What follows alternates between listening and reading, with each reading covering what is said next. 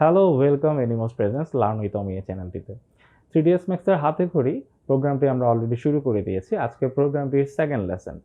আজকের লেসনে আমরা দেখব অবজেক্ট ক্রিয়েশন। কিভাবে একটা অবজেক্টকে আমরা ক্রিয়েট করব এবং অবজেক্ট ক্রিয়েশন করার জন্য আমরা দুইটা প্যানেল ইউজ করব। একটা হচ্ছে স্ট্যান্ডার্ড প্রিমিটিভস, একটা হচ্ছে এক্সটেন্ডেড প্রিমিটিভস। সো চলুন দেখে আসি আজকের লেসনের স্ট্যান্ডার্ড প্রিমিটিভস এবং স্ট্যান্ডার্ড প্রিমিটিভস জিনিসগুলো কী। সো আমাদের 3D মডেল অবজেক্ট তৈরি করার জন্য আমাদের প্রথমে যেটা করতে হবে, আমাদের ডান পাশের যে প্যানেলটা দেখতে পাচ্ছেন, সেই প্যানেলের একদম উপরে দেখেন এই যে প্লাস আইকনের মতো যে আইকনটা দেখছেন, সেই আইকনটার নাম হচ্ছে ক্রিয়েট। সো আমি ক্রিয়েট প্যানেলে আছি। তো ক্রিয়েট প্যানেলের আন্ডারে আমাদের যে সাব প্যানেলগুলো আছে, সেই সাব প্যানেলগুলো কি এক এক করে আমি একটু বলে যাই। প্রথমটা হচ্ছে জিওমেট্রি, এর পরেরটা হচ্ছে শেপস। শেপস হচ্ছে আমরা লাইন, রেক্টেঙ্গেল, সার্কেল, বিভিন্ন রকম শেপস নিয়ে কাজ করতে পারবো। এরপরে হচ্ছে আমাদের লাইটস, আমরা কী ধরনের লাইটস ইউজ করব, লাইটসের বিষয়গুলো। এরপর হচ্ছে ক্যামেরা, এবং এরপরে যেটা হচ্ছে সেটা হচ্ছে যে আমার এক্সট্রাস কিছু জিনিস হেল্পার্সের মতো, সেটা হচ্ছে অ্যানিমেশন করার জন্য আমাদের এই প্যানেলটা লাগে। এবং যথারীতির পরে হচ্ছে ফোর্স, এটাও আমাদের অ্যানিমেশনের ক্ষেত্রে কাজে লাগবে, বিভিন্ন গ্র্যাভিটি বা ওয়াইন টাইপের কোনো জিনিস দিতে চলে। এবং এরপর হচ্ছে সেটিংস, দ্যাটস ইট। সো আমরা প্রথমত যে জিনিসটা নিয়ে আজকে আলোচনা করব, এটা হচ্ছে আমাদের জিওমেট্রি। তো জিওমেট্রির মধ্যে আমাদের প্রথম দেখতে পাচ্ছি স্ট্যান্ডার্ড প্রিমিটিভস। এরপর আমি যদি এটাকে ডাউন করি, তাহলে দেখা যাবে এখানে এক্সটেন্ডেড প্রিমিটিভসও আছে, এবং সেই সাথে আরও অনেক কিছুই আছে, কম্পাউন্ড অবজেক্ট থেকে পার্টিকেল সিস্টেম, প্যাথ গ্রিডস, ব্লা ব্লা ব্লা। সো আমরা স্ট্যান্ডার্ড প্রিমিটিভস এবং এক্সটেন্ডেড প্রিমিটিভস এই দুইটা জিনিস আজকে দেখব। সো প্রথমে যাই স্ট্যান্ডার্ড প্রিমিটিভসে।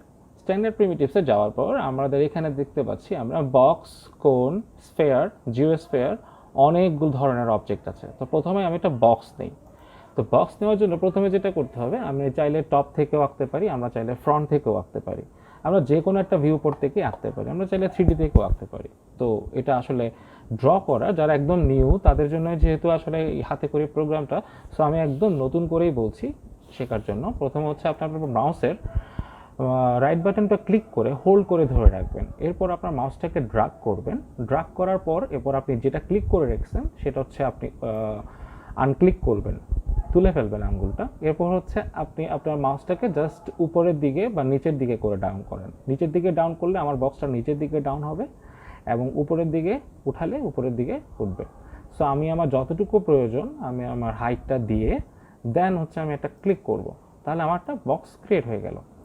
সো এই যে আমি বক্সটা এখন ক্রিয়েট করলাম, মূলত এই বক্স তো আমি আমার মতো করে মেজারমেন্ট নিয়ে করেছি। আসলে আমার তো কোনো নির্দিষ্ট কোনো মেজারমেন্ট আমি এই বক্সের কিন্তু আমরা দেই নাই।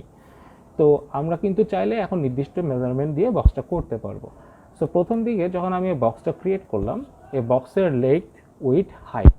সো এই লেংথ, উইথ, হাইট জিনিসটা কোথায় দেখবো, আমি এই জায়গায় দেখবো। দেখেন লেংথ, উইথ এবং হাইট। সো আমি আমার লেংথ যদি এখানে অনেক বড় বিশাল হয়ে গেছে, সেটা হচ্ছে 52 ফিট 4 ইঞ্চি। সো 52 ফিট 4 ইঞ্চি এর লেংথটাকে আমি ছোট করব। ছোট করার জন্য আমি কতটুকু করব, আমি 10 ফিটে রাখি, 10 feet. Then with 60 feet. So এটাকেও আমি 12 ফিট রাখি। 12 ফিট রাখার পর এরপর হচ্ছে আমার হাইট।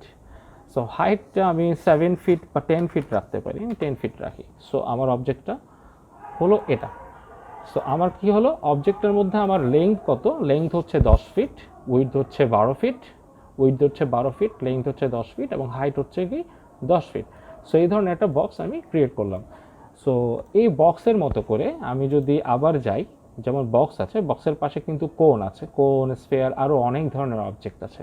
সো আমি প্রথমে এক এক করে দেখি। যেমন কোনটা কীভাবে আঁকবো, প্রথমে হচ্ছে আমি রাইট বাটন ক্লিক করে ড্রাগ করব। ড্রাগ করার পর এবার আমি রাইট বাটন ক্লিকটা ছেড়ে দিব, ছেড়ে দিয়ে আমি এটার একটা হাইট দিব। হাইট দেওয়ার পর একটা ক্লিক করব, তারপর আবার আমি আমার মাউসটাকে আপ ডাউন করব। দেখবো যে আপ ডাউন করার পর আমার আসলে কাঙ্ক্ষিত অবজেক্টটা কী ধরনের চাই। ধরেন আমি কোন আকারে চাচ্ছি, তাহলে কোন আকারে গেলে আমি একটু কোন আকৃতি দিয়ে দেন হচ্ছে আমি ক্লিক করব। ক্লিক করার পর দেন হচ্ছে আমার এই জিনিসটা অবজেক্টটা ক্রিয়েট হয়ে গেল। এখন এই অবজেক্টটাকে যদি আমি আবার এডিট করতে চাই, তাহলে সেই ক্ষেত্রে দেখেন প্যারামিটার্স একই রকম। বক্সে যেভাবে প্যারামিটার্স দিয়ে আমরা কাজ করেছি, ঠিক সেমনি কোণের ক্ষেত্রেও আমরা ঠিক একইভাবে প্যারামিটার্স দিয়ে কাজ করব। যেমন রেডিয়াস হচ্ছে এখানে 7 ফিট 7 ইঞ্চি এবং রেডিয়াস 2 হচ্ছে 0 ফিট 0 ইঞ্চি।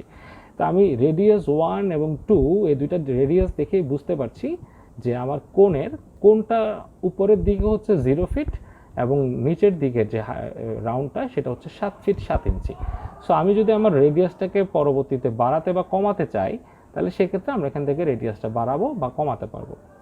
বিভিন্ন ধরনের অবজেক্ট ক্রিয়েশন করার ক্ষেত্রে আসলে এই ধরনের অবজেক্টগুলো আমাদের কাজে লাগে। সো এরপর হচ্ছে হাইট সেগমেন্ট, কেপ সেগমেন্ট, স্লাইডস। আচ্ছা, স্লাইডস কি জিনিস? স্লাইডস হচ্ছে, একটু দেখে আসি।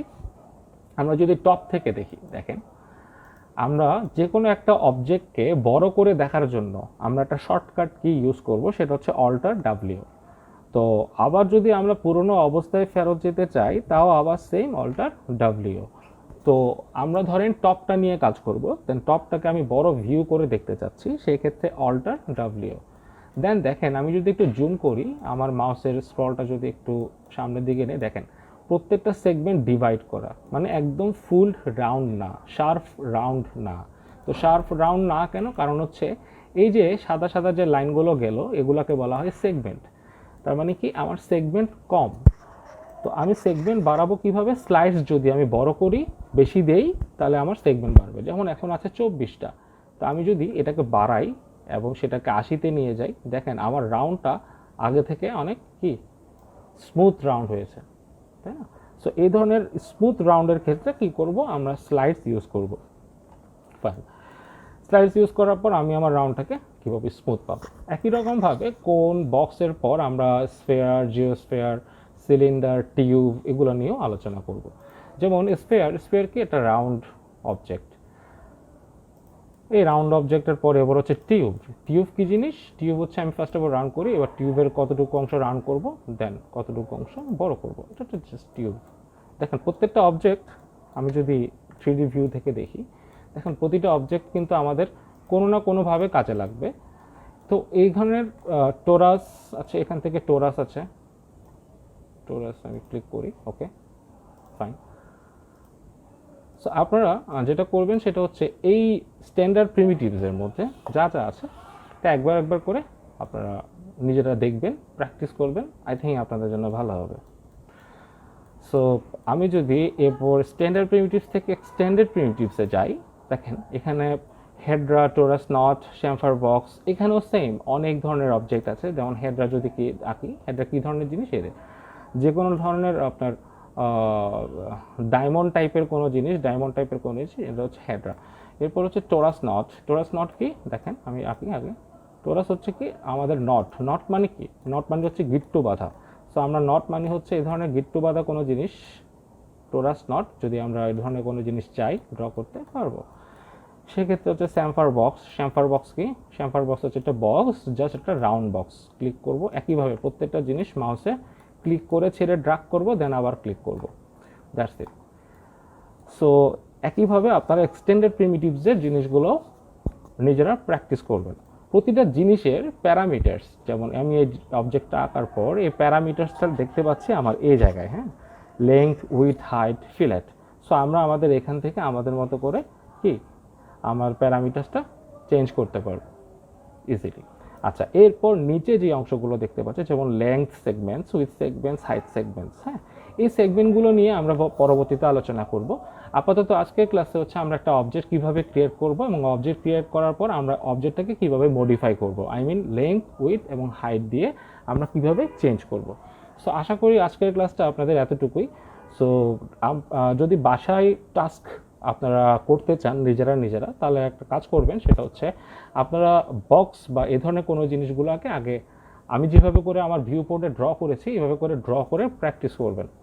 পরবর্তী ক্লাসে আমরা দেখব শুধুমাত্র স্ট্যান্ডার্ড এবং এক্সটেন্ডেড প্রিমিটিভস ইউজ করে আমরা কী কী ধরনের অবজেক্ট বানাতে পারি। সো আজকের ক্লাস এতটুকু পর্যন্ত, ধন্যবাদ।